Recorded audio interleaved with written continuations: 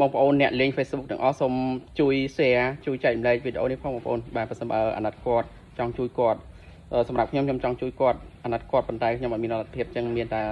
ធ្វើវីដេអូនេះសូមស្នើសុំដល់ចាយៈបាទហ្នឹងហើយចឹងបងប្អូនអ្នកលេង Facebook ទាំងអស់សូមជួយ share ជួយចែកម្លែកបានច្រើនដើម្បីឲ្យបានដល់ចាយៈបាទហ្នឹងហើយអរគុណបងប្អូនសូមជួយផងជួយបាទយើងបើមិនបានជួយជួយចែកម្លែកជួយ share ជួយអីទៅឲ្យបានឃើញដល់ចាយៈបាទអរគុណបាទសកម្មភាពគាត់ដើរលក់នំឃើញឃ្លាតរោនំថ្នោត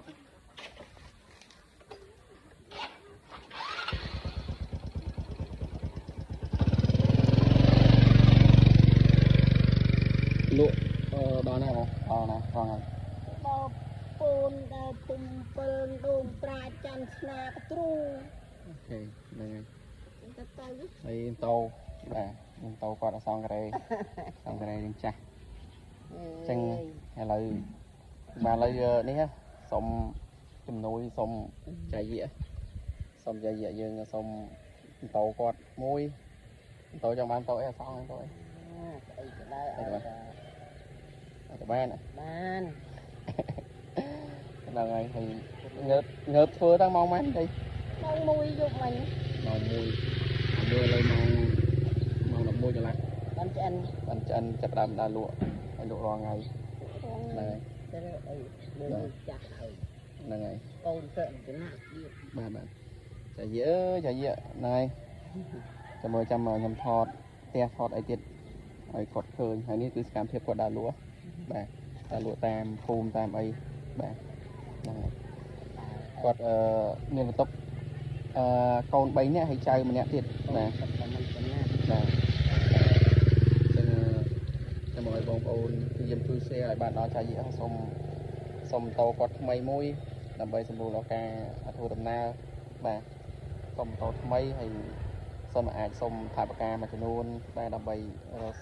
ធ្វើដើមរកស៊ីណាបាទហ្នឹងហើយបងប្អូនអ្នកភូមិប្រជ័យយើងស្គាល់គាត់ហើយដឹងហើយលោកមេភូមិបាទអនុភូមិអីហើយជាពិសេសបងប្អូនប្រជាជនយើងដឹងជីវភាពគាត់យ៉ាងណាណាបាទនិយាយចឹងខ្ញុំមិនអ្នកមានអីទេខ្ញុំពាក់ងារគេគាត់អត់ពាក់ងារគេទេតែទឹកចិត្តចឹងថាខ្ញុំចង់ជួយ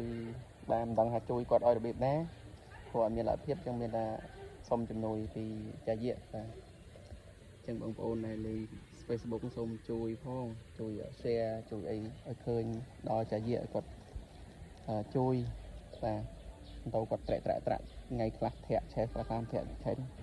ហើយងើបហើយធ្វើតាំងម៉ោង2អត់ម៉ោង1បាទតាំងម៉ោង1ហ្នឹងតាំងវិសោមបាទហ្នឹងម៉ោង1ងើបតាំងម៉ោង1ភ្លឺឥឡូវនេះគឺម៉ោង11កន្លះ7:12បានគាត់ចាប់ដើមបានដើរលក់បាទតែគាត់គឺនៅក្រៅចាស់ខ្ញុំជាប់បាទនៅភូមិព្រៃជ័យភូមិព្រៃម្ដេញស្រុកមេសាំងខេត្តព្រៃវែងបាទហ្នឹងហើយចឹងស្នើសុំឲ្យបងប្អូនប្រជាជនបងប្អូនអ្នកលេង Facebook បាទជួយ share ជួយចែកម្លែកបានច្រើនបានធ្វើឲ្យបានឃើញដល់ចាយៈសុំម៉ូតូថ្មីមួយហើយនឹងបើសិនបើអាចថវិកាបន្តិចតួចដើម្បីឲ្យគាត់ធ្វើដើមធ្វើស៊ីបាទហ្នឹងហើយភាសាគាត់ពិបាកក្រោយពីគ្រួសាររបស់គាត់ប្តីរបស់គាត់ស្លាប់ទៅអញ្ចឹងគឺនៅបន្ទុកលើគាត់រកស៊ីចិញ្ចឹមកូន3នាក់ហើយចៅម្នាក់បាទហ្នឹងហើយកូនគាត់អត់សូវចំណាប់បងប្អូនដឹងហើយអ្នកភូមិបាទហ្នឹងហើយអញ្ចឹងម្ដងទៀតបាទសូមបងប្អូនជួយ share ឲ្យបានច្រើនបាទគ្រប់គ្នាឲ្យបានធ្វើឲ្យបានឃើញដល់ចាយៈខ្ញុំខំថាចាយៈគាត់នឹងជួយបាទនឹងជួយសម្រាប់សុំម៉ូតូថ្មីមួយនិងថវិកាបន្តិចតួចដើម្បីយកទុនបាទរកស៊ីបាទចឹងអរគុណដែលចាំមើលខ្ញុំនឹងបង្ហាញពួកគាត់ទៀតវីដេអូផ្សេងទៀតបាទអរគុណបាទ